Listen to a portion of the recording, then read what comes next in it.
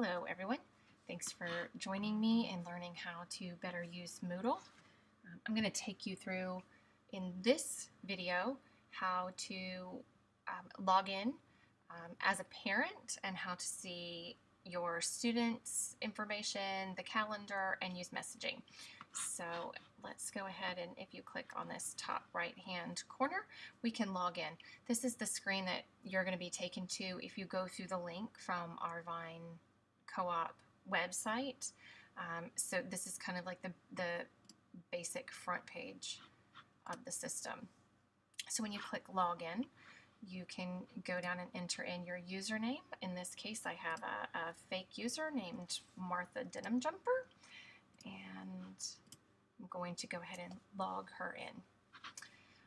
This is the dashboard, so this will be your main screen when you log in. Everything that you need to do will kind of come from this page. It will be your jumping off point.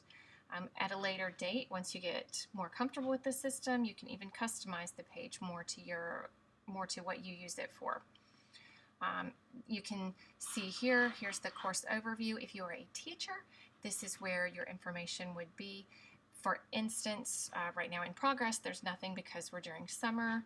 A past course that you would have taught would be listed here, and these are the future courses.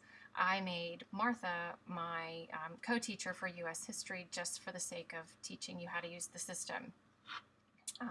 So over here on the right-hand side are this is more of the information that you will be looking at as you log in as a parent.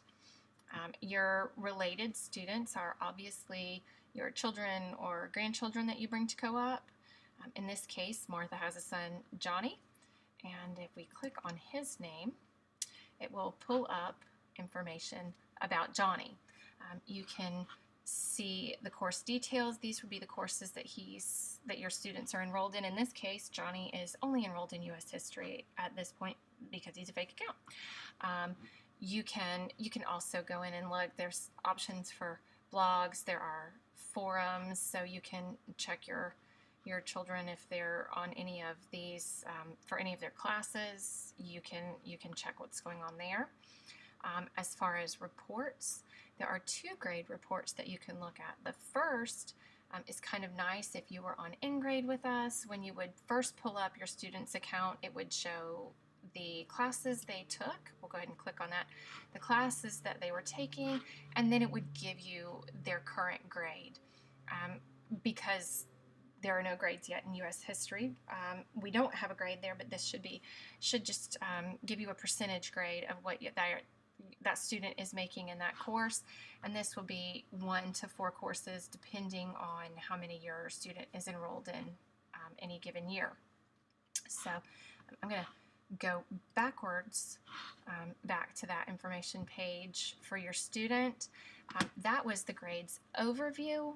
Just gives you a quick glance so you can say whether or not they're going to get to go out that weekend with their friends because they have a sufficient grade.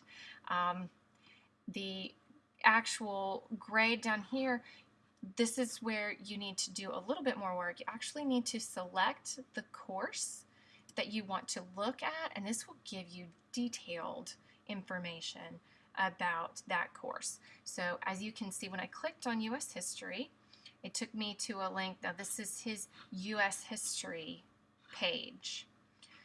He is enrolled as a student. If you go over and click on grade now, it will actually take you to specific assignments, tests, homework, class participation. All of those grades will be listed. It will give you their calculated weight, what grade they have in the class. It'll give you the percentage, and then any feedback that the teacher has given. So this is where you can go on and find out, has Johnny turned in all his assignments? If there was a problem with the assignment, the teacher can give that comment. And this gives you better tools to be able to stay on top of your students' work, because obviously as you are their teacher, we want you to be very active in the role of keeping them on task. I'm going to click back over here. So we're gonna exit out of U.S. history for Johnny and go back to, and at this point you can just click dashboard at any time to get to your own dashboard. So I hope that kind of shows you how to stay on top of your students. The next block is the messaging block. This is where you will be able to see if any of your students, if you're a teacher, any of your students' teachers may be messaging you for information, where you can see if any of those messages are actually coming in. Most of you should be set up to be getting your own alerts via email if you have a message waiting, and we can go in obviously and turn that email notification off if you would not like that. I would say at the very least, please check your Moodle messages on Mondays for any upcoming assignments or information that your teachers need to get out to you for your students. And then I would check again probably on Wednesday. That gives you plenty of time to see if there's anything else that's going on that needs to happen. That'll give you Thursday to go ahead and get that done before you get to co-op on Friday. So same thing with your email. Please make sure to be checking routinely for messages from teachers and the administration at co-op so we can stay in touch with you. If you click on messages, you can actually see any messages that are coming in. This is kind of a nice place to have all those messages just kind of together where you can go back and look back over them. You can obviously add contacts to it. In this case, let's see if I can. There I am. So you can add contacts. You can see if I'm online. I can even send myself a message here. Hi, Lisa, and send. So it works very much like a messenger system, text messaging back and forth. So we're going to go back to Martha's dashboard. Obviously, at any point, if you have any questions on this system, please contact me. I'd be happy to answer your questions, help you get passwords, that kind of thing. You can see who the online users are.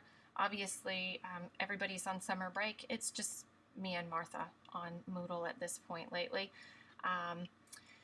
So you can also look at our calendar. I have not been able to get all of our events in. I think I've only added one event for the upcoming school year, and that's our new member meeting on August 1st. So new members, we are really excited to see you. So this is the information about the new member meeting. Anytime you click on a calendar event, you can go in and see more information. Now you can add calendar events for just your class, for just your students, but then there's these green events, the ones highlighted in green, are a co-op wide event. So in this case, the new members meeting, here's the information for it. It will be at Garden View Baptist from 10 a.m. to 12 p.m. on August 1st. I hope that will be helpful this year in all of us staying on top of things.